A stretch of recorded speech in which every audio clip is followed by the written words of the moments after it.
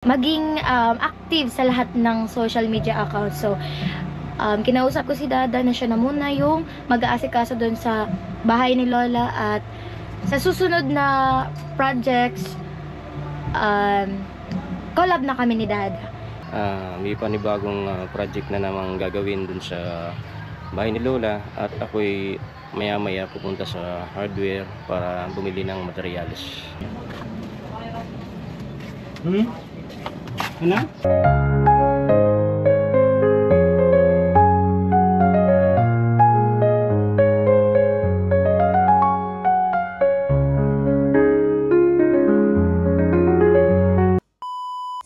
Am I really that much to handle? Breaking these niggas down like a camera. You don't really know you. So hello, what's up mga kagwani? It's me again, your one and only Dakwala Gwenny. So for today's video mga kagwani, nais ko lang ipaalam sa inyo na bukas may bagong project na naman tayo dun sa bahay ni Lola.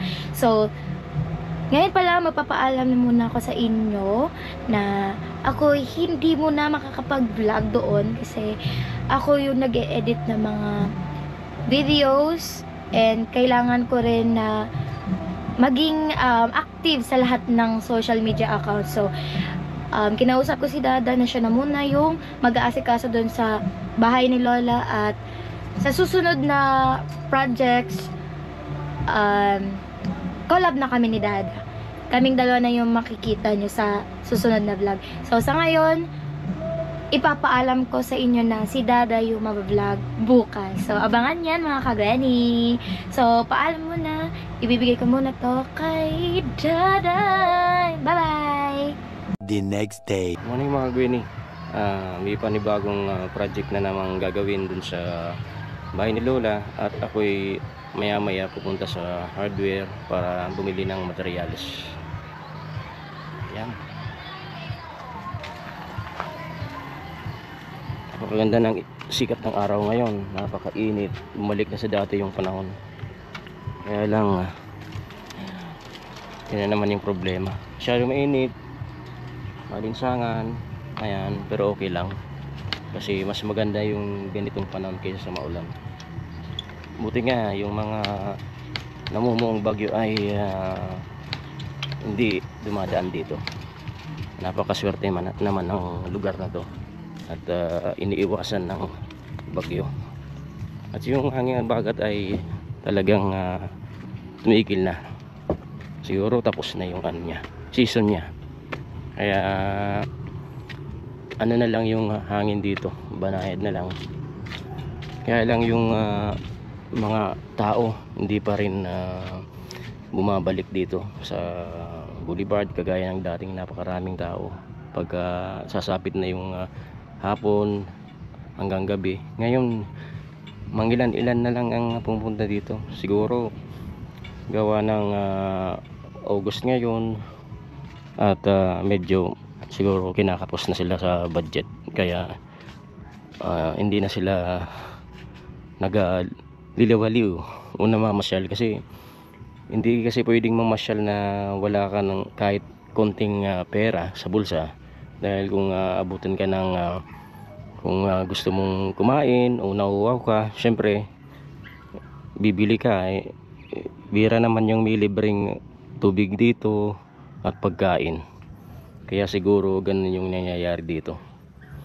Kunti na lang yung pumupunta. Kulang sila sa budget, kaya ganun.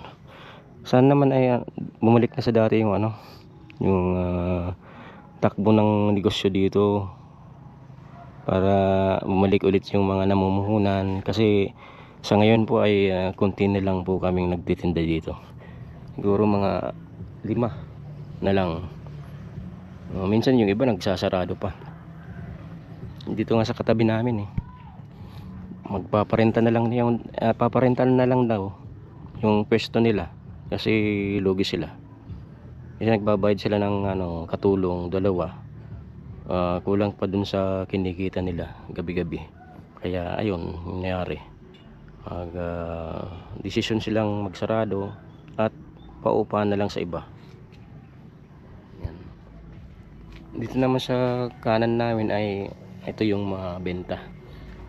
Blockbuster ko to kagabi, maraming tao kasi yung paninda niya kumpleto, mga alak, kasi yun ang dinadayo rito inuman. At yung video okay, nasa magandang pwesto. Video okay nila nasa loob ng extension, kaya ayun, nabibil na yung mga dating customer namin ay dun na pumupunta sa kanila. Kasi ito, wala nang magandang pwesto dito, lalo kung biglang uulan, wala, takbuhan na naman yung mga yung mga customer. May matitira lang isang grupo dito sa sisilong dito sa tent, at dito sila magpipwesto kasi may konting space pa dito sa kaliwang bahagi ng tent sa loob, kaya ganun yung nangyayari. At bibiyahe na po ako mga Gwenny, punta sa hardware. Kaya po mga Gwenny, stop over po dito sa sentro, at bumili ko lang ng sa fabric. Lalo pa kasi isang linggong labahan naman, ano lang maglalaba ni ate mama para tipid sa wala kami pang bayad sa paglalaba, kaya kami nilang maglalaba. Okay, so dito na po sa Gunagwa Builders. Ito po ang bibili ng materialis. Naka-order na po ako ng materialis na gagamitin sa sahig dun sa bahay ni Lola, sa kusina.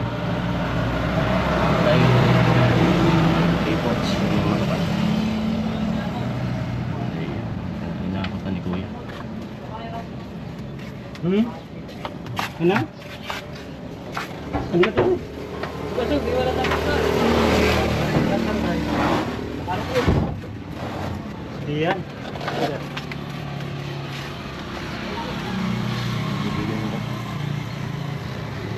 Gunagwa Builders dito sa San Vicente. Yung palaging binibilan namin ng materialis.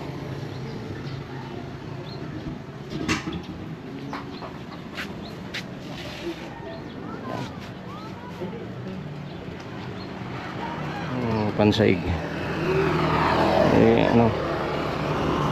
Kawayan lang yung saig ng kusina.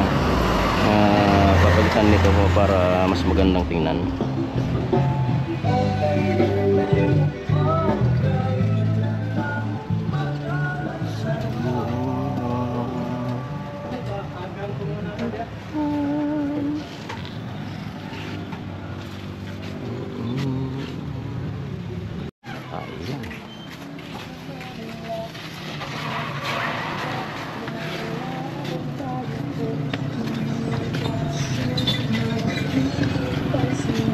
Mga tatalian na nila yung apat na parasong plywood.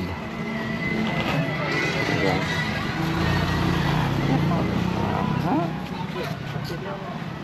Tala na ni Kuya para hindi makaalpas. Ayan.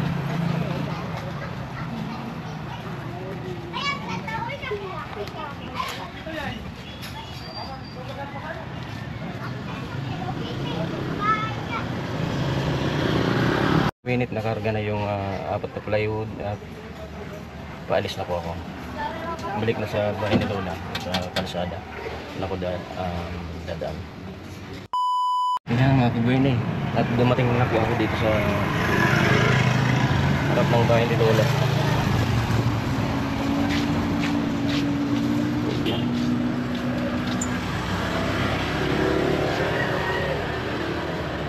Baba kung isa-isa yan kasi wala akong katulong.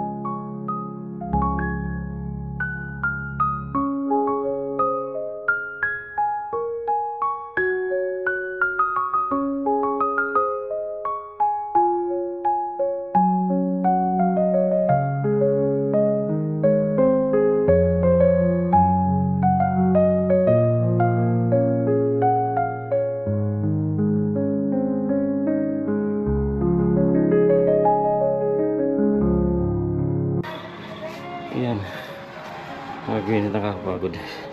May pasok ko dito sa loob ng bahay ni Lola yung ay no, 4 na plywood at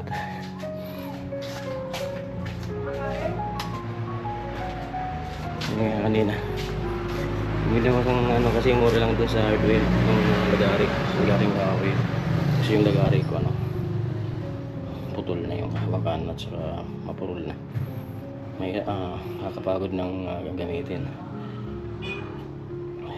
Ito may baon naman, ano ba yan, 240 yung mga taong gagamitin.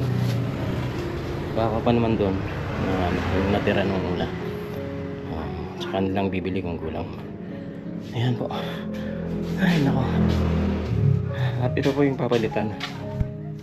Yan, saig. Bukas po yung magtatrabaho, bukas na lang po kasi alanganin na kanina. Tapos bibili pa ako ng materyales. Ito tatanggalin mo itong lahat mga kawayan. Tapos ayusin yung level ng saig, yung papakuan para pantay yung pagkakabit ng plywood. Ayan. Siguro kung sakaling papalitan na to ay i-minimize na yung mga taong papasok dito kasi plywood yung apakan, halimbawa maulan sa labas tapos papanik sila galing sa labas, may mga putik-putik pa yung tsinelas o sapatos, tapos dadaan dito sa kung plywood na to. Ang maghihirap na naman yan ay si ate mama kasi siyang naglilinis. Ayan, kaya sana konti lang yung magalit kung sakaling i-minimize na yung mga papasok dito kasi gaganda na yung saig tapos dudumayan din naman ng iba, kaya ang inaayos yung bahay para maging maayos at malinis. Tapos kung ganun yung mayayari, pasensyahan na lang, talagang sasama ang loob nila. Yan po, at ako'y babalik na ulit dun sa Boulevard. Ito para sa bukas trabaho. Ay nako, nakakapagod ng solo lang, napakabigat pa naman ng plywood na yun. Balik na lang ulit dito kasi dadala ako ng pagkain dun sa sa kabilang bahay ila Colin.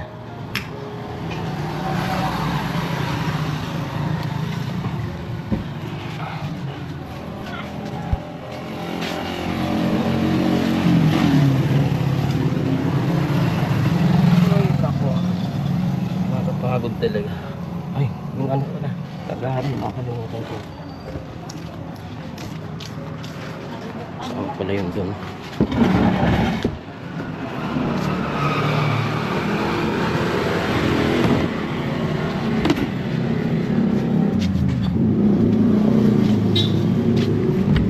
Pwede gawanan to dito. Kaya yung sabon gagamitin sa panlaba.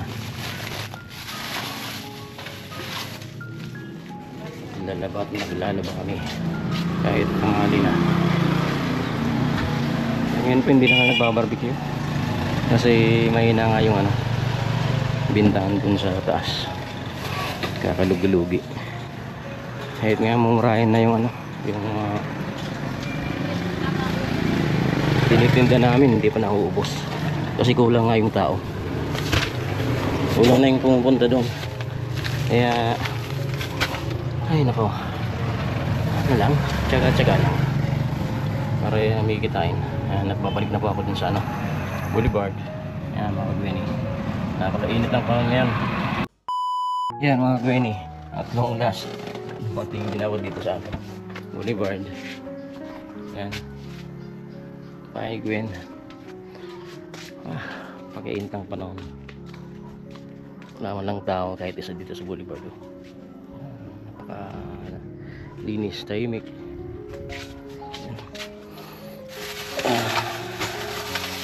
Lalaba, isang linggong labahin, isang linggo yep, hulog. At 2 linggong labahin, ngayon isang linggong labahin naman. Sana matapos agad kami kasi May gagawin pa para sa pagtitinda naman mamaya dito sa boulevard.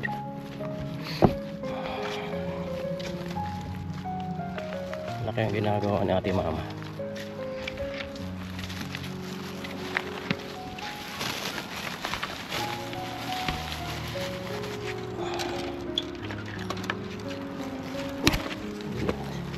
Init-init.